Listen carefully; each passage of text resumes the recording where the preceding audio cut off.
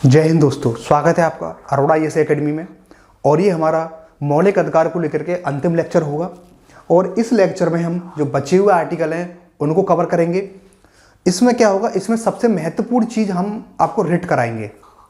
Writ कैसी, जैसे कि जो आर्टिकल 32 के तहत जो रिट 5 रिट दी गई हैं, जैसे कि बंदी प्रत्यक्षीकरण, ठीक है, उत्प्रेषण, प्रतिषेध, अधिकार परीक्षा, परमादेश, इन सब रिटों को मैं एक आसान से आसान भाषा में आपको पढ़ाने की कोशिश करूंगा, ठीक है। और मेरी उम्मीद है कि मैंने ये आर्टिकल सारे जो लिए हैं इनको मैंने अपने नोट्सों से करा रहा हूं आपको, क्योंकि इससे आसान आपको कहीं नहीं मिलेगा। आप मेरे साथ 10 से 15 मिनट दीजिए आप अपनी, और मैं उम्मीद करता हूं कि इससे बेहतर आपने कहीं नहीं पढ़ा होगा और इससे आसान आपने कहीं नहीं पढ़ा होगा। 2 सेंस हम बता रहा हूं आपको, एक तो सिंपल और दूसरा एग्जाम ओरिएंटेड। देखो, पढ़ाने को तो क्या तुमको इतना सिंपल पढ़ा दो, अब पता चले कि एग्जाम में आए ना तो क्या फायदा है इतना सिंपल पढ़ाने का। तो हमारी उम्मीद ये है कि हम सिंपल तो कराएं, लेकिन एग्जाम के जो पॉइंट ऑफ व्यू से जो इंपॉर्टेंट है उसका भी आपको करवाते चलें। तो हमारी सीरीज की यही कोशिश है कि आपको कंसेप्चुअल क्लियरिटी रखें और आपको एग्जाम ओरिएंटेड लेके जाएं। तो चलिए शुरुआत करते हैं हम रिट के बारे में। देखो, रिट आपने पढ़ा होगा। रिट आपके दिमाग में आपने रिट तो पढ़ ली कि कितने प्रकार की होती हैं, चलो ये रिट होती हैं। आखिर रिट का मतलब क्या होता है, ठीक है। देखो, रिट क्या है, एक टेक्निकल शब्द है, ठीक है। रिट का मतलब जैसे कि कोर्ट, जो सुप्रीम कोर्ट है, हाई कोर्ट होती है, यदि कोई वो आदेश जारी करती हैं। आदेश जारी किस सेंस में, यदि आपने याचिका दायर की है आपने, जैसे कि सपोज करो यदि आपके मौलिक अधिकारों का हनन हुआ है और आपने याचिका दायर की सुप्रीम कोर्ट या हाई कोर्ट में, तो सुप्रीम कोर्ट या हाई कोर्ट क्या करती है, उस याचिका के आधार पर रिट जारी करती है। यानी याचिका को ध्यान में रखते हुए जो सुप्रीम कोर्ट या हाई कोर्ट जो आदेश जारी करती है, भाई रिट कहलाती है। एक बार और बताता हूं आपको, जो जब आप अपने मौलिक अधिकारों का जब हनन होता है, क्योंकि आर्टिकल 32 को डॉक्टर BR अम्बेडकर जी ने संवैधानिक उपचारों का अधिकार बताया था। यानी यह बताया था यदि आपके मौलिक अधिकारों का हनन होगा तो आप सीधे सुप्रीम कोर्ट या हाई कोर्ट जा सकते हो, ठीक है। तो ये बात इसमें बोली थी कि आप सुप्रीम कोर्ट या हाई कोर्ट जा सकते हो। तो इसी को देखते हुए उन्होंने कहा था यदि हम इस आर्टिकल को यदि महत्वपूर्ण नहीं बनाएंगे तो हमने जितने मौलिक अधिकार दिए हैं उनका कोई भी मतलब नहीं रहेगा। इसलिए इन्होंने संवैधानिक उपचारों के अधिकारों को संविधान की आत्मा भी बोला था, ठीक है। तो आपको पता चल गया, जो न्यायालयों द्वारा जो जारी आदेश होते हैं आपकी याचिकाओं के आधार पर, तो उसी को क्या कहते हैं, रिट कहते हैं। रिट के प्रकार कितने, रिट के 5 प्रकार हैं। रिट के कितने प्रकार हैं, रिट के प्रकार हैं 5, ठीक है। रिट के 5 प्रकार हैं। बहुत अच्छे से लिखते चलना है, इसको ध्यान रखना। इससे सिंपल और आसान और एग्जाम ओरिएंटेड आपको नहीं मिलने वाला। तो रिट के प्रकार हो गए 5। उसके बाद है सुप्रीम कोर्ट आर्टिकल 32 के तहत जारी करती है। यानी कि यदि रिट को यदि सुप्रीम कोर्ट जारी करेगी तो आर्टिकल 32 के तहत जारी करेगी, और जो हाई कोर्ट यदि रिटों को जारी करेगी तो 226 का सहारा लेगी। यानी कि यदि हाई कोर्ट को रिट जारी करने का अगर समय आ जाए तो वो अनुच्छेद 226 का सहारा लेगी, ठीक है। अब हम शुरुआत करते हैं। पहली रिट है बंदी प्रत्यक्षीकरण। आपने कई बार पढ़ा भी होगा, भूल गए होंगे। तो बंदी प्रत्यक्षीकरण जो रिट है, इसका सिंपल इसके शब्द में ही इसका अर्थ छुपा हुआ है। बंदी का मतलब क्या है, बंदी का मतलब यह है कि आपने जिस व्यक्ति को गिरफ्तार किया है या फिर जिस व्यक्ति को आपने हिरासत में लिया है उसी को तो बंदी बोलेंगे हम। यदि हमने किसी व्यक्ति को गिरफ्तार किया है या उसको हिरासत में लिया है। प्रत्यक्षीकरण का मतलब क्या होता है, उसको सशरीर यानी कि शरीर के साथ, हालांकि शरीर के साथ ही आएगा, कोई भी आएगा, तो उसको हमारे सामने पेश करो, ठीक है। ये हुआ इसके शब्द में ही इसका अर्थ छुपा हुआ है। अब हम थोड़ा आगे पढ़ते हैं कि न्यायालय गिरफ्तार व्यक्ति को कोर्ट के सामने प्रस्तुत होने का आदेश जारी करती है। यानी कि यदि किसी व्यक्ति को गलत तरीके से, मतलब असंवैधानिक तरीके से हिरासत में ले लिया गया है या गैर कानूनी तरीके से किसी व्यक्ति को हिरासत में ले लिया गया है या फिर उसे हमने क्या है जेल में डाल दिया है, ठीक है, तो क्या करेगा, तो वो व्यक्ति क्या करेगा, क्योंकि वो ये कहेगा कि भाई मेरे मौलिक अधिकारों को हनन हुआ है, तो वो क्या करेगा, आर्टिकल 32 या 226 का सहारा लेगा और क्या करेगा, उस व्यक्ति के खिलाफ या फिर उस संस्था के खिलाफ रिट जारी करवाएगा सुप्रीम कोर्ट या हाई कोर्ट से। तो अब हाई कोर्ट जारी करेगी रिट, तो हाई कोर्ट जो आदेश जारी करेगी वो बंदी प्रत्यक्षीकरण कहलाएगा। लेकिन इसमें होगा क्या, इसमें होगा कि यदि व्यक्ति को गैर कानूनी तरीके से पकड़ा है तो उसे तुरंत छोड़ने का आदेश देगी कोर्ट कि भाई तुमने इस व्यक्ति को गैर कानूनी तरीके से पकड़ा है और तुम्हें इसको छोड़ना पड़ेगा, तो तुरंत उसे छोड़ दिया जाएगा। अब बात आती है कि यह किसके खिलाफ जारी की जाती है, कोई ना कोई तो पर्सन होगा जिसके खिलाफ ये जारी की जाती है। यानी कि अब हम बात करते हैं, ये आपको स्टार लगा लेना, यह सरकारी और निजी दोनों के खिलाफ जारी की जाती है। यानी कि ये सरकारी संस्था हो या कोई निजी व्यक्ति हो, दोनों के खिलाफ जारी की जाएगी। सपोज करो यदि किसी निजी व्यक्ति ने, ठीक है, सरकारी नहीं है वो, गैर सरकारी व्यक्ति ने यदि आपको हिरासत में ले लिया है, किसी भी कारण से आपको हिरासत में ले लिया है, तो आप उस व्यक्ति के खिलाफ भी रिट जारी हो सकती है। उस व्यक्ति को कोर्ट में आना पड़ेगा, कारण बताना पड़ेगा। यदि कारण यदि लीगल है तो ठीक है, आप उसे हिरासत में रख सकते हो। यदि कारण इलीगल निकला, गैर कानूनी निकला, तो आपको उसे छोड़ना पड़ेगा। ठीक है, इतना ही इसमें बंदी प्रत्यक्षीकरण का मतलब सिंपल यही है, और इसमें ज्यादा आपको पढ़ने की आवश्यकता नहीं है। अब बात आती है कि यह कब जारी नहीं होगी, यानी कि बंदी प्रत्यक्षीकरण जो है वो कोर्ट कब जारी नहीं कर सकता या किन के खिलाफ जारी नहीं कर सकता। देखो, हिरासत कानून सम्मत हो, यानी कि जो आपको हिरासत में लिया गया है, यदि वो कानून के हिसाब से यदि आपको हिरासत में लिया है, तो आप सुप्रीम कोर्ट या हाई कोर्ट का सहारा नहीं ले सकते और ना ही कोर्ट बंदी प्रत्यक्षीकरण को जारी कर सकती है। यदि कानून के हिसाब से किसी को हिरासत में लिया है तो फिर कोई मतलब भी नहीं बचता है इसका सिंपल मतलब होता है इलीगल तरीके से किसी को हिरासत में लेना, उसको बचाने के लिए।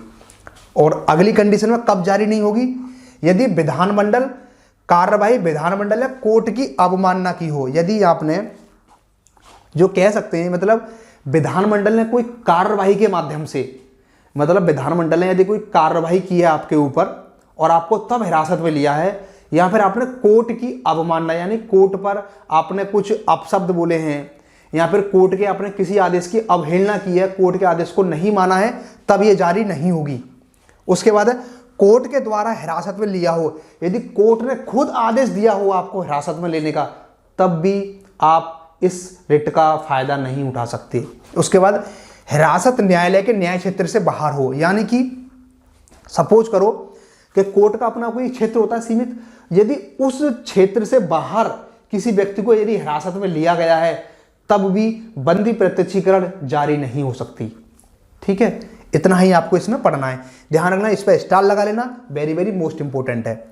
अगली है परमादेश। परमादेश का मतलब क्या होता है, देखो हमेशा संविधान के शब्दों को समझा करो आप। यदि आपने शब्दों को समझ लिया तो चीजें आसान होती चली जाती हैं। तो हम परमादेश की बात करते हैं। देखो परमादेश क्या है, जब कोई सरकारी पदाधिकारी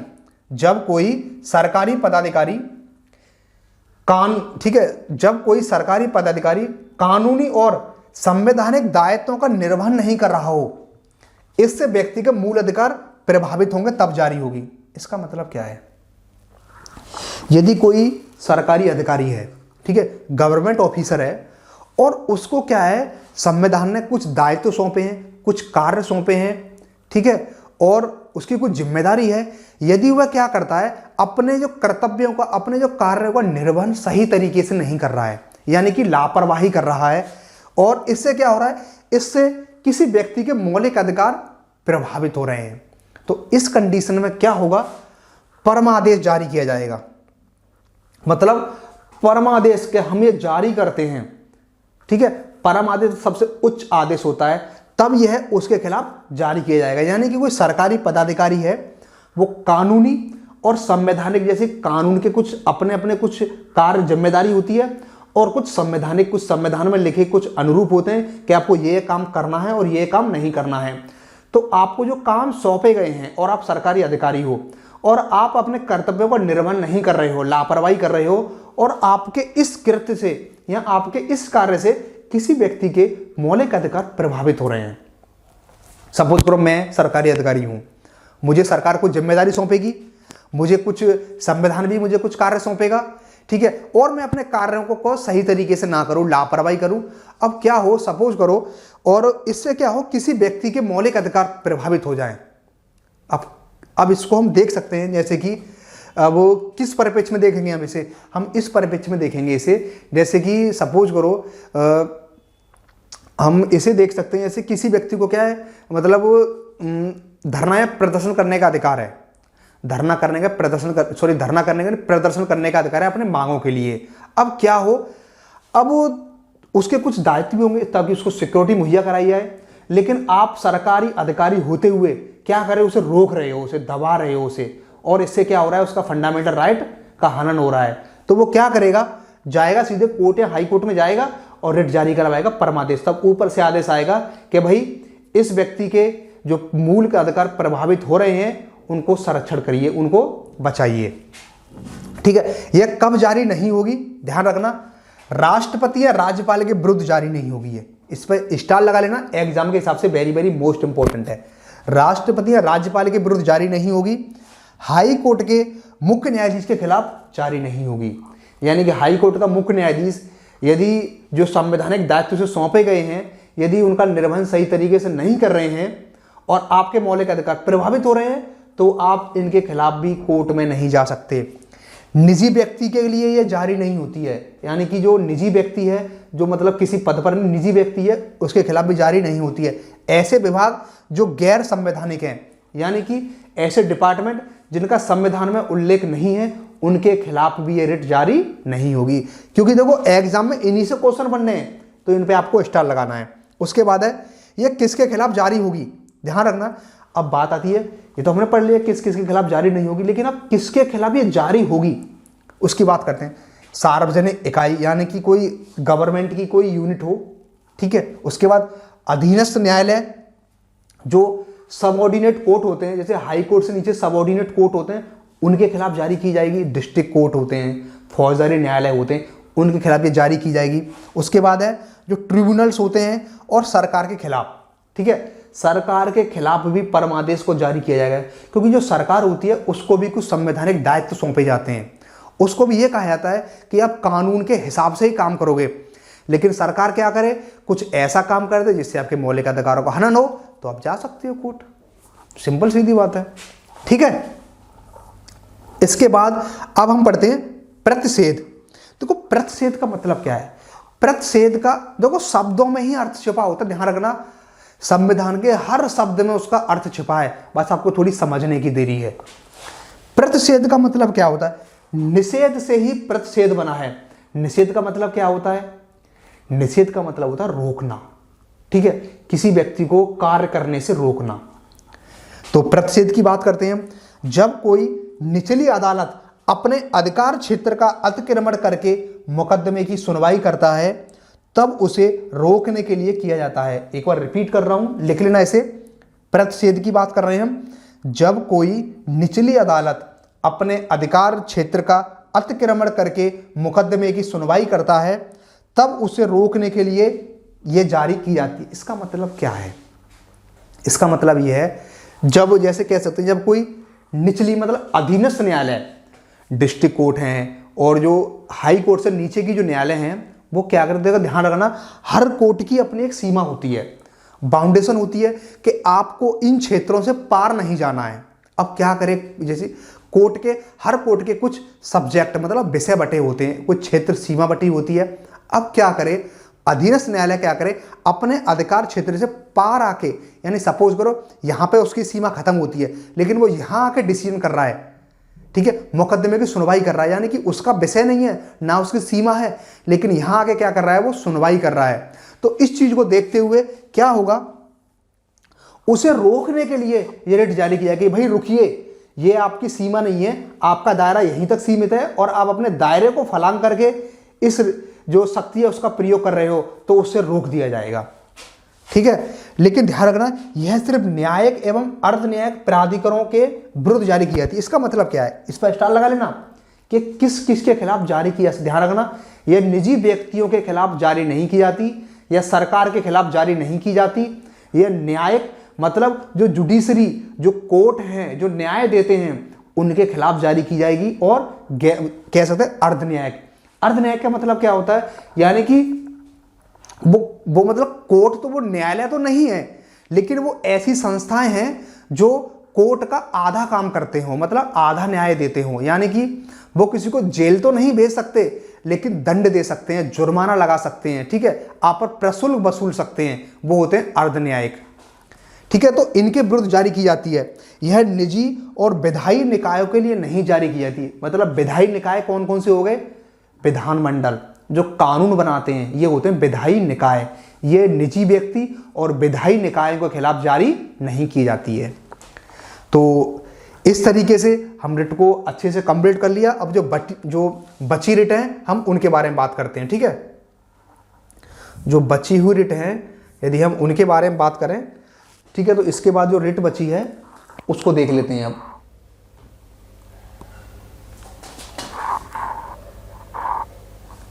एक मिनट, ठीक है, अब जो बची रिट है उत्प्रेषण बची है और वो बची है। ठीक है, तो उसके बारे में हम बात कर लेते हैं। एडिट करें इसे, रोटेट,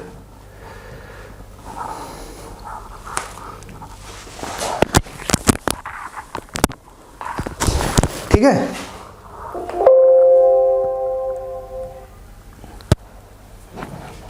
ये आ गई हमारी बची हुई रिट। ये है हमारी उत्प्रेषण।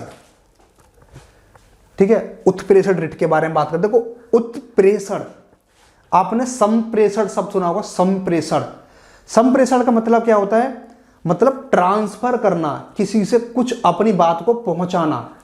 ठीक है, तो ये उत्प्रेषण उसी से बना है। इसको आप ट्रांसफर शब्द से समझ सकते हो। ठीक है, अब उत्प्रेषण का मतलब क्या होता है, ये क्या होता है। ठीक है, अगली रिट है उत्प्रेषण। जब कोई कोर्ट निचली अदालत या सरकारी अधिकारी बिना अधिकार के काम करता है तो कोर्ट उसे उस विचाराधीन मामले के लेकर ऊपर कोर्ट में या उच्च अधिकारी को ट्रांसफर कर देती है। देखो इसका मतलब क्या है, उत्प्रेषण का सिंपल मतलब समझो। जो निचली अदालत होती हैं, ठीक है, जो अधीनस्थ न्यायालय होती हैं, जो निचली अदालत होती हैं, तो और यहाँ पर जो सरकारी पदाधिकारी होते हैं, ठीक है, उनके पास क्या है, कोई काम है। ठीक है, यही लिखा हुआ है, वह क्या करे, उनके पास बिना अधिकार के वो लोग काम कर रहे हैं। यानी कि ना तो उस कोर्ट को अधिकार है, ना उस सरकारी अधिकारी को यह अधिकार है कि वो ये काम करे, और वो लोग काम कर रहे हैं। तो क्या करेगा, उस मामले को जो ऊपर के अधिकारी को सौंप दिया जाएगा, या फिर जो उच्च अदालत होती है उनको सौंप दिया जाएगा वो मामला। यही लिखा हुआ है। देखो इसे दोबारा पढ़ के सुनाता हूं। जब निचली अदालत या सरकारी अधिकारी बिना अधिकार के काम करता है तो कोर्ट उस विचाराधीन मामले को लेकर ऊपर कोर्ट में या उच्च अधिकारी को ट्रांसफर कर देती है। वही बात है, यानी कि जो अधीनस्थ अधिकारी होगा उसके पास अधिकार नहीं है काम करने का, लेकिन वो काम कर रहा है, तो उसके काम को क्या होगा, उच्च अधिकारी को सौंप दिया जाएगा। यानी कोर्ट आदेश करेगा कि आप अपने इस काम को अपने उच्च अधिकारी को ट्रांसफर करो। इसी प्रकार से जो अधीनस्थ न्यायालय होगी उनको ये जारी किया जाएगा कि आप इस मामले को अपने उच्च लेवल के कोर्ट को ट्रांसफर करिए।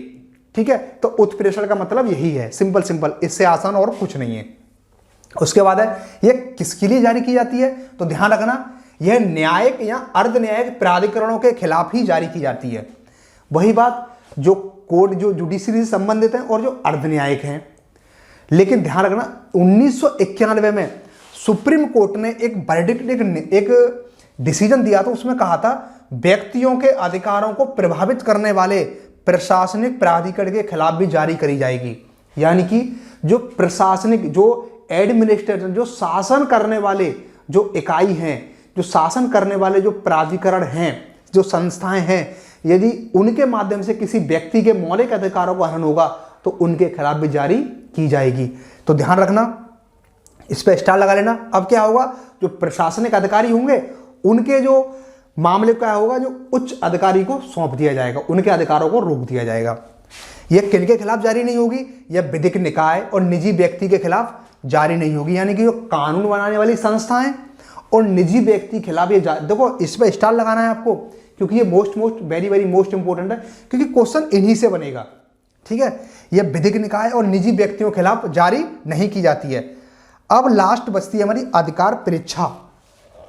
अधिकार परीक्षा आपने कई बार सुना होगा, अधिकार परीक्षा, तो हम उसी की बात कर लेते हैं। देखो अब दोबारा फिर शब्द पे आइए, अधिकार परीक्षा। परीक्षा का मतलब क्या होता है?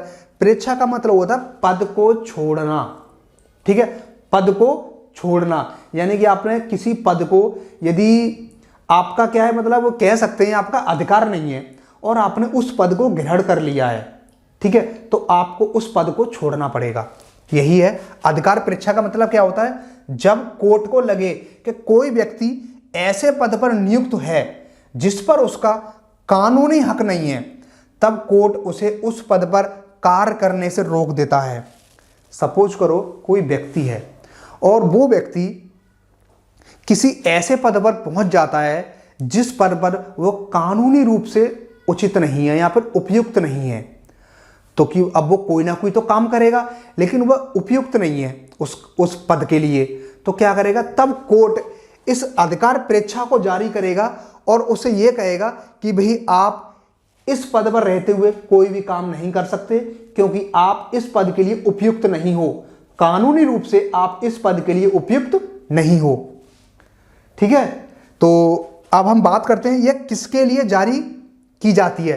ध्यान रखना, जो सार्वजनिक कार्यालय जिनका निर्माण संवैधानिक तरीके से किया हो, यानी कि जो गवर्नमेंट जो ऑफिस होते हैं, ठीक है, जो गवर्नमेंट के जो ऑफिस होते हैं, जो कार्यालय होते हैं, ये उनके खिलाफ जारी की जाती है। सपोज करो, लेकिन इसमें एक कंडीशन आपको याद रखनी है। कौन सी? यह किसके लिए जारी नहीं की जाती है? मंत्रियों के कार्यालय या फिर निजी कार्यालय। जो मंत्रियों के जो कार्यालय होते हैं या फिर कोई निजी कार्यालय है, प्राइवेट कार्यालय है, उनके खिलाफ जारी नहीं होगी। ध्यान रखना, इस रिट को कोई भी व्यक्ति जारी कर सकता है, मतलब कोई भी व्यक्ति शिकायत कर सकता है। इससे यह मतलब नहीं है कि जो पीड़ित होगा वही जारी करेगा, क्योंकि भाई देखो देश में हम लोग रह रहे हैं, हमारी जिम्मेदारी बनती है कि यदि हमारे सामने कोई काम गलत हो रहा है तो हम उस काम को रुकवाएं, ये हमारी नैतिक जिम्मेदारी बनती है। तो ध्यान रखना, अगर किसी सार्वजनिक या फिर कोई गवर्नमेंट कार्यालय में यदि आपको ये लगता है कि कोई व्यक्ति गैर कानूनी तरीके से पद पर नियुक्त हो गया है और आप चाहते हो कि वो व्यक्ति गलत काम ना करे उस पद पर रहते हुए, तो आप कोर्ट में जाओगे, रिट जारी करवा सकते हो, उस व्यक्ति को पद को छोड़ना होगा। तो मैं आशा करता हूं कि आपने इनको अच्छे से सुना होगा, लिखा होगा, और इसके अलावा यदि आप कहीं भटकते हो तो मैं उम्मीद करता हूं कि आपके लिए समय की खराबी होगी, क्योंकि इससे अच्छा और इसे सिंपल तरीके से आपने आज तक नहीं पढ़ा होगा। आप इस एक दो बार वीडियो को सुनिए, नोट्स बनाइए, ठीक है।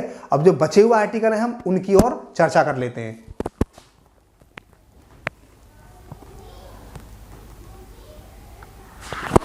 ठीक है, अब बचे हुए आर्टिकल कौन सा? 33, 34, ठीक है, इनकी बात कर लेते हैं हम। 33, 34 इसको हम कर लेते हैं सेट।